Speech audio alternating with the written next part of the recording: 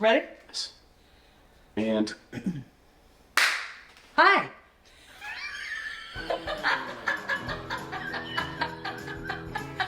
This is gonna take. It was so good. This is gonna take forever. Okay, Oprah. It's the Becky Bennett Show, where no outdoors question is left unasked. Here's your host, Becky Bennett. Hi, I'm Becky Bennett. Today, I'm going to be asking Goose all the questions that I have. You may also have, the world may have, but me, little old Becky Bennett from New Jersey, has some hunting questions. Thank you for taking the time. I'm glad to be a guest on my own show. We're happy you were available. The beginning questions are going to be about your elk hunt. Several times you can reference how far the animal is from you. How can you tell that? Can you eyeball that? Are you looking through a sight of some sort? You are always carrying with you a device called a rangefinder, and it shoots a laser out that you can't see. So, like, it's undetectable to the animal, and it's undetectable to you. So you can use It's that. not like those laser pointers. It's not like a laser pointer. You press a button, and it shoots it out and sends it back, and then it will tell you how long. But if you spend enough time outside doing this, you start getting a grasp of how far things are. And for whatever reason, yards is typically what hunters use as their unit of measurement. What time of day are you all getting up and starting a day in Colorado? We're generally getting up not as early as we would for deer hunting because we, as we say, camp with the elk. So we go way back in to already be there. So we're not having to get up 2-3 hours before daylight because we're kind of already where we want to hunt. We're just walking 300, 400, 500 yards from camp and kind of make circles. I'm laughing because I was thinking of like gorillas in the mist. Like you are one with the elk. I made myself laugh, sorry. Okay, you make some references in the video that you're nervous. I'm starting to get nervous again. I was feeling real good about it yesterday, and as the sun began to kiss the peaks into the west, I started getting real nervous about it again. What kind of nervous is it? You're nervous you won't find any? You're nervous you'll see them and miss? You're nervous, like what? Yes. Great. No, all of those things. You're nervous that you're going to find them and blow them out. You're nervous that you're not going to find any. This year we went like a week or two earlier than we did the year before. There's always the worry that you're not going to catch the rut in the right time period where it's going to make them harder to find because they're not going to be as vocal. There's a lot of worries in that. I can't believe you just said this because my next question is What a segue. what's the rut? The rut is the mating period for, this is a word we learned a couple days ago, the ungulate species. Ungulate. We'll write this down at the bottom. So you can Ungulate. see. That's Mating. where it's the mating season. It's when for them. the gentlemen are fighting for their ladies. Do you see anybody when you're out there? Sometimes. I am the most nice that I can try and be. I greet everyone with the warmest smile I can muster because like they could have an awful view of hunting, and I just want to make sure that I am as warm and as welcoming. A lot of people call it trailhead diplomacy, Oh. where you're trying to be as helpful, Diplomat. try and be as helpful, try and be as warm, try and be as welcoming as you can when you meet other people along the way. This next question, spoiler alert. So you got a grouse. That's an okay spoiler. Who carries it? I did. When we killed the grouse, we stopped, said our thank yous, Always. and I sat down pretty much right there, flipped open a knife, and got it ready. Gutted it, plucked it. Gutted it, Sure you plucked did. Gutted it and plucked Got it, plucked As you it, do. got it ready for the fire. We put it in a Ziploc bag and then put it in our backpacks and continued walking. What does grouse taste like? Chicken. I knew it. It was disappointing. It really was. It was great. They cooked it perfect, and it was just like we wanted it to be something else. Even if it tasted horrible, that would have been more acceptable Okay. than just, it's chicken. Did you reuse that arrow? No, we couldn't find it. That was a good question. That was a great question. Thank you. We never could find it. We looked for about 20 minutes. These next questions are about fishing. Are there rules to the fish? Like how many fish you can get? Yes. How many? They just sent out the new rule book for 2024, 2025. So this may have changed, but I believe it's 4 A day. per person a day. Back to elk. Okay. Can you shoot female elk? There are places where you can, but in our unit, we were limited to a bull with 4 points or more. Points. Do females bugle? They do not. They make a sound called a mew. What's the difference? You kidding me? And the cows will make sounds like, Oh. Oh.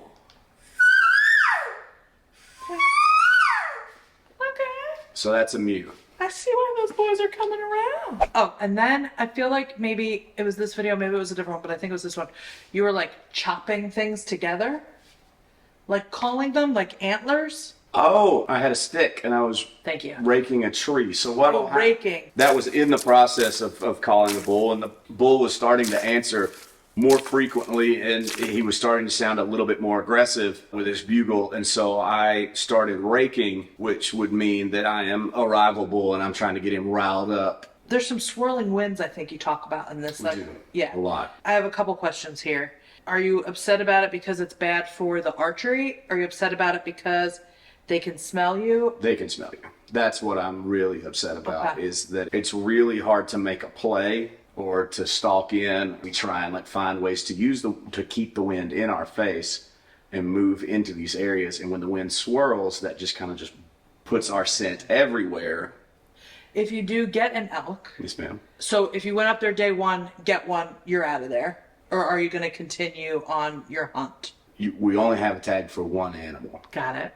So you're We leaving. would tag that, and then we would need to get it out and get it on ice and in a cooler. And it probably would have taken us a day or two to get it out. Did you have a sled with you? You do what you call quartering, Okay. and so you cut it into big pieces, and you take it out in big pieces, and then you can either butcher it further once you get back, or you can take it to a processor. Stay with me. You're taking everything out of the pack and putting elk in it? Or it like unzips more so you can fit the elk in it? Yes. Got To it. both. You can slide it in the actual sack, but there's also what they call a meat shelf. Meat shelf. Of course there is. This is going to get inappropriate. How much does an elk weigh? A really big bull is 800 pounds, How much of that are you taking out of there? 45 to 50%, Do you maybe a little more, maybe a little less. That is a pure guess, by the way. I have done this twice. I would just like to point this out. So as far as elk hunters go, I'm still very much a novice. You did see one at Did. one point. Did he see you? Did he smell you? Did he hear you? All of it? Came in from the wrong direction. It was just all jumbled. How because far was he from you? rough guesstimate about 80 yards. It's not close enough for a shot. How close is a shot? He needed to be under 60. Under 60 for you to feel good about it. Do you wear the same clothes all week? We have different socks, but for the most part, yeah, we're wearing the same clothes. It's pretty rough. Right. Yeah, we get real smelly. That's all the questions I have about Colorado. Okay, Thank you. fantastic. Moving on. These are about Tennessee. When, spoiler alert, your boy gets one. How do you pick a tree to sit in? It's a lot. Me and my buddy Evan Turbo, who's been in a couple videos, we've coined a term called tree panic, and it's when you're trying to decide what tree you're in and the anxiety grabs you and you're like, well, this one does this and this one does this, and then you just end up staring up into all these trees for like 15 minutes trying to decide, and you can't make a decision. How high do you go? Depends on what I'm using and how high I think I need to be. I will generally not go any higher than like 25 feet. It's way higher than I thought you were gonna say. How much do 1.5-year-old deer weigh? On the hoof, Yeah. 115 pounds, 110 pounds. Are there different smells for deer and elk? Don't you have like What this? do you mean by that? Like, don't you have the stuff that you go, ooh? You're talking about the little chalky stuff that I poof up in the air on the videos? Yeah, the poof. That actually doesn't have a smell. That is just powder that lets me know which way the wind's blowing. I thought you were luring them in. Oh, no. That's not what that's for. But that's a great question. If you could come up with one that was lured in, that might be cool. Oh, day do. Oh, that was a good one. It looked like you were shaking a little bit when you took the shot to get the deer. I'm always very nervous until it comes time. And what you try and do is you try and practice enough where it's all muscle memory. And then once you let the arrow go and you see what happens, that's the term buck fever comes from that. And it's the adrenaline drop from being so keyed up. And you kind of like come back to your senses and you just start shaking because you just... Got it. He went a little bit and you had to sort of like follow him. With a gun, do they just drop? Sometimes, but not always. Oh, they can still, you still may have to yeah. track one? Mm-hmm. How long did it take you to get this one out? Do you remember? An hour and a half, 2 hours. And how big was it? He was 2.5 at the processor. I think he weighed in at like 140 pounds. And with deer, you take the whole thing out, or do you gut it in the woods? Gut it, but I don't like skin it. So like I make it in... The word skinning just gets me a little bit. Skinning is not near as bad as gutting. Gutting's what's real rough. You heard it here. One other thing. Can I say something? Sure. If you are one of my friends and you're watching this video and you think hunting is whatever you think that it is, and you're not a vegan, you really can't say anything to me about it. This man, how he respects these animals and uses every single part of what he catches and truly hunts. If you watch these videos, you see that it is an even game. The animals are involved in this hunt as much as the humans.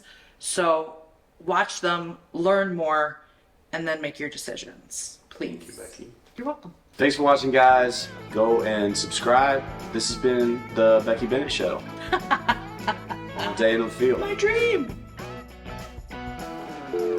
I'm Becky Bennett, and this is the news at 9. This is my dream. All of these have been amazing. Amazing. I feel like I really am. No, like, I subscribe to this show. Yep. If I can get this one to work, it's been It in has the been fridge. oh, it has been? The part You of guys, the tree. you guys remember Yeah. when you were in the Beatles? Steelers or something? That's like That literally was- what I wrote here. That was, About that. that was cool. I don't know what it is.